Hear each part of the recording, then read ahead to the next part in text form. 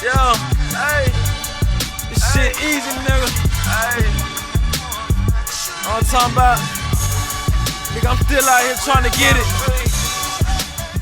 Contender Regime Boxing, checking back in with y'all, man. What's good?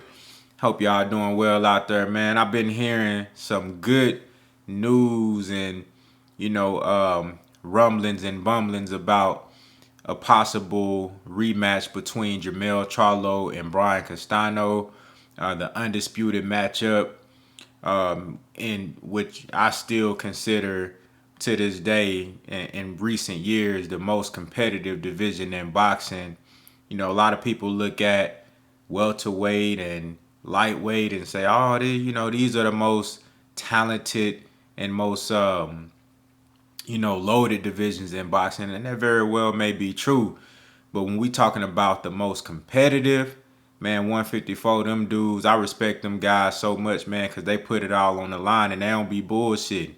They don't be waiting to make fights. And, Brian Castano, as soon as he beat Patrick Teixeira, he was ready to make that JERMELL CHARLO fight. And JERMELL CHARLO, he was ready too. You know what I'm saying? Those guys, they want the smoke. You seen Jerry Hurd. You know what I'm saying? Jerry Hurd, Jerry Hurd did slow gas on the Charlo fight, but he paid for it. Got his ass whooped by J-Rock. J-Rock get in there with Rosario. Rosario beat him. Then Rosario immediately fight JERMELL CHARLO when he could have ducked. You know what I'm saying? JERMELL CHARLO, a lot of people thought he was going to duck. He went straight in there and fought Jason Rosario. Man, I like the fact that those guys, it's a lot of talent in that division, man, and those guys all want the smoke. This is good news hearing that both JERMELL CHARLO and Brian Castano are, both willing to run it back, man. And it seems like it's all but signed, sealed, and delivered. There's going to be some conditions. Of course, Tim Tszyu, Kasa Tszyu's son, who is coming off of his first win going the distance. He's the mandatory for Brian Castano's WBO belt. There's a condition that he gets the winner of that fight. The IBF looks like that they're going to allow JERMELL CHARLO to bypass a mandatory defense and fight for Undisputed in a rematch. And they're having JERMELL CHARLO's IBF mandatory. He's actually going to be fighting on the undercard, most likely, of that fight, pretty much building up, giving him an opportunity to be seen and be next in line for a title shot after Tim Tszyu gets his shot, man. But, I hope that all of the rumors and the news is true and that this fight is actually on the horizon. They're looking at sometime around February. I saw that the location that they're looking at is going to be Houston. The first fight was in San Antonio, which was a great turnout. It's always fights in Texas, man. I love Texas, man. I love my state. You dig what I'm saying? And Texas has turned out to be one of the best boxing hubs in the country. You know what I'm saying? In the world. And, I think I really feel like Brian Castano got a good turnout in San Antonio. And, JERMELL CHARLO had a good turnout out there, man, with Houston being right around the corner. You know what I'm saying? So, with this fight being potentially placed in Houston, I think that's huge. That's big. Now, that could be a lot of pressure for JERMELL CHARLO. We seen Jermall Charlo fight Montiel in Houston on Juneteenth, and he looked like shit. You know what I'm saying? So, that hometown pressure could be a different thing. Sometimes it make you rise to the occasion, and then other times, motherfuckers get, they get outside themselves and they don't really do the things that they normally do because it'd be a lot of pressure to perform and, go for the knockout or do different things that some people just throw all the fundamentals out the way when they fighting at home, man. So, or they just lose, they lose their fucking mental and shit. You know what I'm saying? But you see guys like Earl the True Spence Jr., successful in all hometown fights and look amazing in all hometown fights. Guys like that, sometimes they rise to the occasion. You see Bud Crawford, he always have great turnouts when he fight in Omaha. That thing be rocking out there in Omaha when Bud fight. You know what I'm saying? So some guys rise to the occasion, some don't. But I think this would be a great location because with the Latino fan base, it's a lot of Mexicans in Houston, a lot of Latinos in Texas in general, a lot of Mexicans in Texas. Brian Castano is actually from Argentina, but a lot of them Latinos, they gonna be fucking with Brian Castano. And then shit, it's a lot of other ethnicities and fans that's gonna fuck with him too. I'm a huge Brian Castano fan. And I already know, like I said, Charlo is his hometown, so I think it'll be a great turnout, man. And both of these guys deserve this shit. I think Brian Castano, more specifically, he really deserved this shit because he put up such a valiant effort, man, and he did everything that I thought he was gonna do in that fight. I talked him up so much heading into that fight. A lot of people was like, man, it's a walk in the park for JERMELL. He finna go in here and just go crazy on Castano and just get a easy victory for Undisputed. But that just goes to show that a lot of these people, a lot of these fans, they don't be paying attention to what be going on.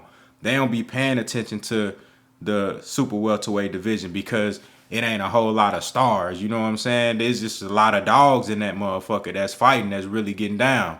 You seen how JERMELL CHARLO and Tony Harrison went the first fight and the rematch. Them motherfucking dog fights. Go back and look at J-Rock and Jarrett Hurt. That's a dog fight. You know what I'm saying? I thought that shit should have been fight of the year. You know what I'm saying? Charlo Harrison too could have been fight of the year.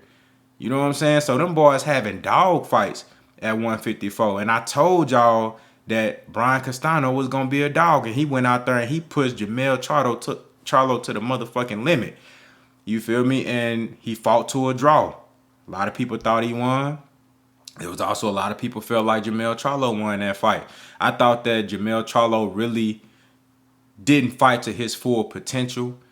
I felt like he was very passive in that fight. And, I thought he did some good things. He obviously did something good because he brought down Brian Castano's work rate. Brian Castano is one of those guys, man, he can throw 1,000 punches in a fight. And if you look at his work, his output compared to, go back and watch the Teixeira fight, go back and watch any of Brian Castano's fight, look at his output. It was considerably down in that fight versus JERMELL CHARLO because he got hurt in the second round. You know what I'm saying? And he felt that power from JERMELL CHARLO, and he knew that he couldn't get extremely reckless. But I think now that he's felt that power, he know that he can go 12. He know that he's at least capable of going 12. He can still get his ass knocked out too, but he know that he's at least capable of going 12. I think he's gonna be a lot more aggressive in this rematch, and that's something that that JERMELL CHARLO gonna have to be prepared for. And JERMELL CHARLO gonna have to be a lot sharper. He gonna have to be a lot sharper. He gonna have to listen to his coach Derrick James, something that he didn't do, something that I was extremely disappointed in with his lack of focus, lack of preparation. I know we did Merlot Fridays. We talked about the potential of this fight again, and we kind of recapped the first fight, man. A lot of the brothers was talking about JERMELL CHARLO's lack of conditioning, which is probably why he didn't step on the gas when he had Brian Castano hurt multiple times in that fight. So, JERMELL CHARLO definitely got to be a lot sharper, man. But, with everything that's been going on, man, I still believe that JERMELL CHARLO deserves this opportunity to get Undisputed again. Even though I felt like he let that shit slip through his hands the first time, but it's okay. It happens like that sometimes when you got another dog on the other side of you, that's coming to take everything that you got, everything that you work to get, everything that you work for to get, man, everything you done put on the line, he trying to take from you. You dig what I'm saying? And, so I expected a great fight, and that's exactly what it was. So, Brian Castano brought everything that he had, and I expect him to do the same thing in the rematch. And, both of these guys deserve it. They both deserve it. Not, I'm glad that the WBO is allowing them to make this happen. We need sanctioning bodies to band together, man, and do more of this. Fans want to see the best fight the best. Fans want to see one fighter emerge as the top guy. We want to see, that's why we got this competition. That's why the NFL has a Super Bowl every year. That's why the NBA has the NBA Finals every year, because people want to know who is the best, who's number one. And you got the WBA on some bullshit with Errol Spence and Yordenis Ugas at welterweight because they got some personal shit against Errol Spence. The same reason why they didn't want to put they didn't want to reinstate Manny Pacquiao going into the Earl Spence fight because they knew Earl Spence was going to beat Manny Pacquiao ass, and they didn't want to give him that belt. You dig what I'm saying? You know, they got some personal shit going on that they need to hash out, trying to put Yordenis Ugas in a goddamn tournament with some up-and-coming dudes who ain't did shit. Stanionis and fucking Buteyev and shit, man. Yordenis Ugas, he earned his belt. You feel me? He beat the man. And he deserved to go out there and unify with Earl the True Spence Jr., you know, or Terrence Crawford, whoever he wanted. Whoever is there for the unification, and we all expected it to be Earl Spence. Earl Spence has been vocal about wanting to unify with Yordenis Ugas. Yordenis Ugas has been petitioning, doing meetings and phone calls with the WBA, trying to get these people to let him unify with Earl Spence, to get up out that weak ass tournament that they trying to enforce on him. You know what I'm saying? Why they can't step aside and let these guys unify so we can get closer to Undisputed? You know, so we need sanctioning bodies to do more of what the WBO is doing, you know, allowing Brian Castano to bypass Tim Tszyu and fight JERMELL CHARLO, and the IBF doing the same thing. You know what I'm saying? So y'all let me know what y'all think down in the comments. How do y'all feel about a JERMELL CHARLO and Brian Castano rematch for Undisputed? It's looking like it's going to happen in Houston around February. You know, that's what I've seen, February, March. But it's looking like February. So we'll see what happens as far as the fight actually getting made and done and signed, sealed, and delivered. But y'all let me know what y'all think down in the comments. Has y'all, since watching the first fight, have y'all perspective changed in regard to how you think the rematch would look? Who you think gonna win?